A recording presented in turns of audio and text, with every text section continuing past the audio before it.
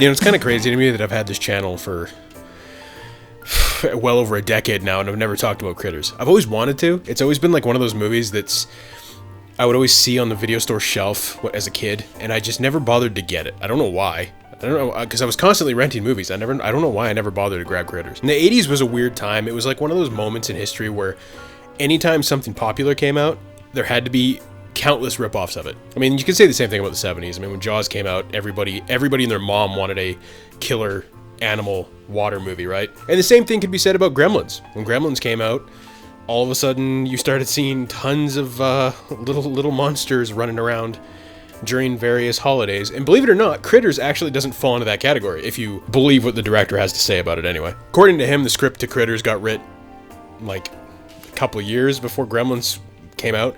So realistically, Critters might actually be first before Gremlins. Gremlins is still the better movie though, let's be real. And it's pure coincidence that the Lilo and Stitch remake happens to be in theaters right now, and now I'm talking about this.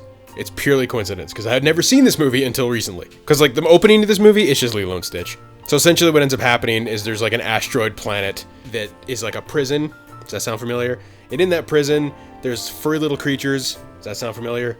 They get loose, they hijack a ship, and they fly to Earth in said ship, and the head of the aliens, which looks like somebody draped like ball sack skin over top of somebody's head. I don't know, it's a really, really, really ugly alien design. He sends two bounty hunters after him that can coincidentally also shapeshift. It's Lilo and Stitch. You can't tell me that this is not Lilo and Stitch. If the director of Lilo and Stitch says that this was not a direct inspiration for the opening of that, he's lying. There's no way. And just like Superman, the critters crash land on a farm. An typical farm, you know, the mother, the father, a daughter, a son who's kind of a rebellious little shithead. Am I the only one that finds some comfort in the ugly ass floral wallpaper that used to like permeate houses and movies back in the 80s and the 70s too? Jaws had it too.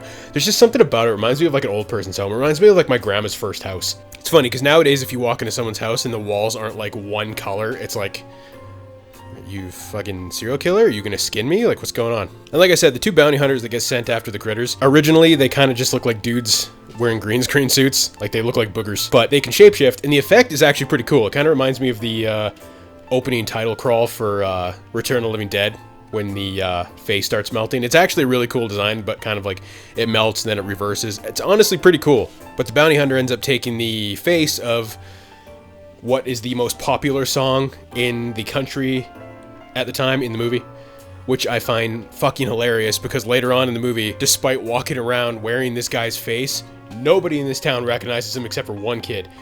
Even though this is apparently supposed to be the most popular hit in the entire country, you'd think that everybody would be going, it's that guy! He looks like a fucking, I don't know, like a soccer mom from the 80s, but still, everybody should be recognizing this guy. No one does. Which is crazy because he walks into a fucking church and just blows it up for no reason.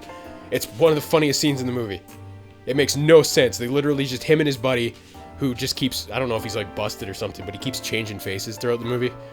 I don't know if it's because he's the mentally unstable one. I don't know what's going on, but they just walk into a church and they blow it up.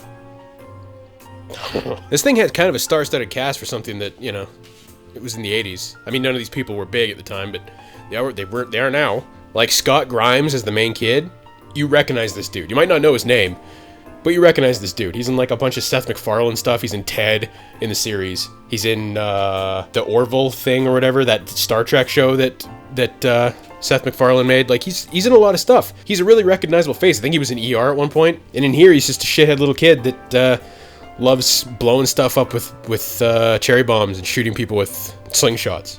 Which is shit I used to do too. I get it. And then his mom, Dee Wallace, she was in Cujo. That's pretty much the only thing I recognize her from is Cujo, because I loved Cujo as a kid. So she's in this, and then Billy Zane just happens to be there. Can you guess, do you think he's going to be a good kid? Actually, he's not even an asshole, really. He's not even that bad of a character. I'm just used to Billy Zane being like he is in Titanic, where he like hijacks a kid. He's like, I have a child, you know? But in this, he's just a boyfriend who just has the very unfortunate fate of wanting to bang his girlfriend in a barn. And then the fucking critters eat him. That sucks. Price we pay for Johnny, you know what I mean? Boy, you shot her with a slingshot. Right. Well, anyway, I'm confiscating this until further notice. But, Dad! And no movies for 2 weeks. You know, there's something about that punishment that's way worse than anything else they could do. Like, you could lather my balls in, I don't know, honey, and then throw me to the bears. And somehow that is more preferable to not being able to watch movies for 2 weeks. If somebody told me I wasn't allowed to watch movies for 2 weeks, I would commit seppuku. You know? Like, that would be it for me. It'd be game over. Hell no. Like I said, lather my balls in honey and throw me to the wolves. To the bears, whatever. Wolves don't eat honey. Yeah, they do. I don't fucking know what I'm talking. Can we just appreciate the cut from the cop being mulched under the cop car to the garbage disposal? That's cinema. That's just absolute cinema. That's masterclass. And you know, these things kind of look like somebody cut off a bunch of testicles, threw them into like a potato sack, and just started beating the shit out of them with baseball bats, and then let them out, and they have faces. That's what they look like. And they're strong little fuckers. For something that's like that small, they're tough. They can't climb stairs for the shit though. Which I find hilarious. They just cannot climb stairs. They can roll around like Sonic the Hedgehog, but they cannot climb stairs. That's their downfall. And speaking of Sonic, like a porcupine, I guess. Sonic's not a porcupine, he's a fucking hedgehog. But either way, these things can shoot quills out that are like, I guess poisonous because it makes whoever gets hit with them sick.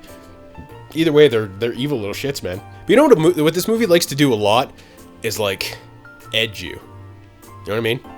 And for people who don't know what edging is, Google it, because I'm not going to explain it here. But there's like a part where just after the critter attacks Billy Zane and then attacks Scott's sister, he throws a fucking firecracker at it, and the thing eats it. And I was like fully like expecting. I was just waiting for this thing to explode. I was like, hell yeah, this is gonna be dope, man. This is gonna be awesome. And then it just swallows it, and then the thing just kind of goes like it burps, and then it's just like it just drops dead.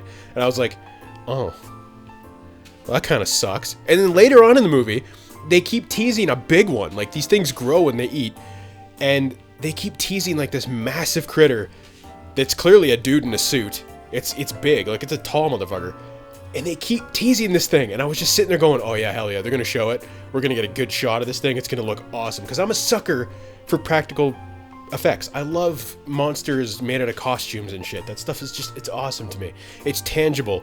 It's real. But at no point do they actually show this thing. They show like brief little glimpses of it. And I'm sitting there like being I want a nut. You know what I mean? Like, just let me nut. Like, show me the critter. They don't. It sucks. And you know, I always associated this movie with being gorier, I guess. I don't know. I always thought this movie was like a hard R type movie.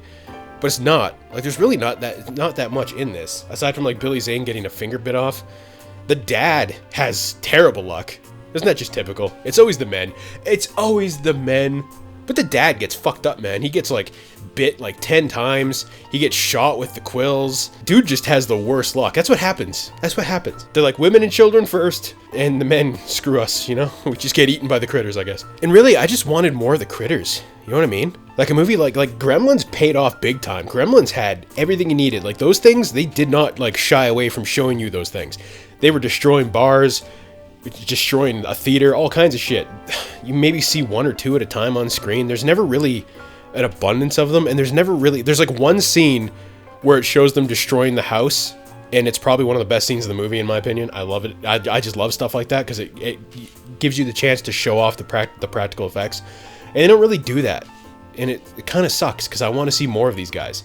I'm hoping in the sequels, which I'm probably going to cover if this video does okay, they show more. But in this one, they're kind of like giving you little tidbits like Salt Bay or whatever. And the crazy thing is, despite the critters eating people, the bounty hunter dudes do way more damage than the critter does. Like I said, they blow up a church. They fucking blow up the house, the family's home.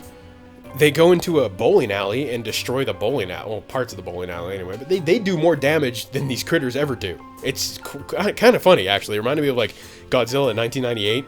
The American one where the U.S. military just ends up destroying more of Manhattan than Godzilla did. It's fucking funny.